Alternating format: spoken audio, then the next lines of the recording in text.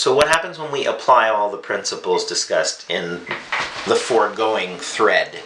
What do you become as an instrument of enlightenment in the universe? Which you've always been. Okay?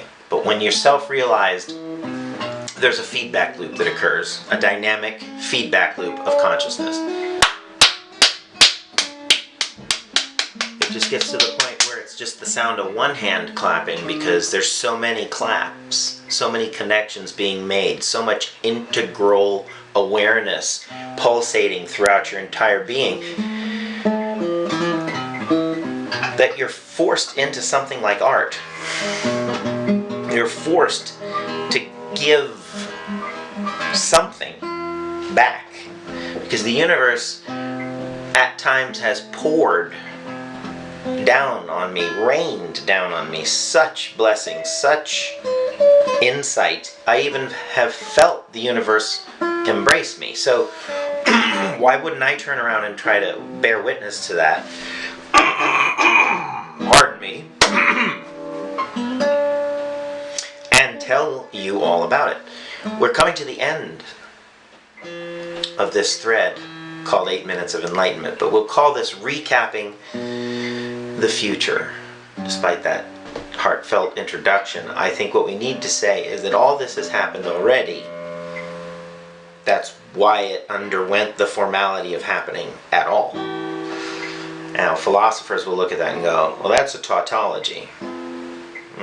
Not really. What I'm saying is, the future is already happening. I don't know which verb tense that is. It's some like future perfect or present participle. I don't know. But what we can say is the future is undergoing the continuous formality of happening. And even though there will be a day when we pass through a portal that isn't a mortal portal, and time may become irrelevant at that stage, we now have this resource that we're working with called time. And I believe it is actually like the sexual force in us. I believe it moves through us. I believe it is moving us. I believe it is a source of Gnostic awareness, time itself. And therefore, why do people get wiser when they get older? Is because they've intercepted more time energy. If they have a big slicer of the holographic universe, their 60-year or their 70-year slicer is like, yeah, that's a big book of experiences I had, and now I know if I bring it like down to one single thought, what is 60 years, 70 years condensed into one single thought? What is it? It's that the universe has coherence. It's that there's some kind of thread running through it all that lets you know you're being fed quantum information, for lack of a better word. You're being fed purpose, you're being fed passion, you're being fed direction, you're being fed insight and inspiration. These things are time's responsibility for conveying into our lives. And time is a vital force, just like your own kundalini, just like your own chi, just like your own prana. In every breath, there's an opportunity to realize the dynamism of our lives and of time itself, and to put yourself in an almost ecstatic state, knowing that you're being fed from these transpersonal sources. So, again, we asked the question, what would you do with all the information found in this entire thread? You would apply it to things like social good instead of competitive and divisive modes of civilization. You would apply it to ecological renewal. You would apply it to equity, fairness, and justice. You would apply it to realizing the ideals that every one of us purports to believe in. You know,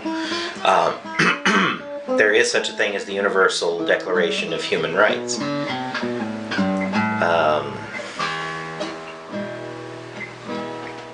So humanity has begun to recognize that it must champion certain sustainable development goals, certain essential human rights, and that the basis of civilization can now be gauged, or the health of civilization can now be gauged against these standard metrics.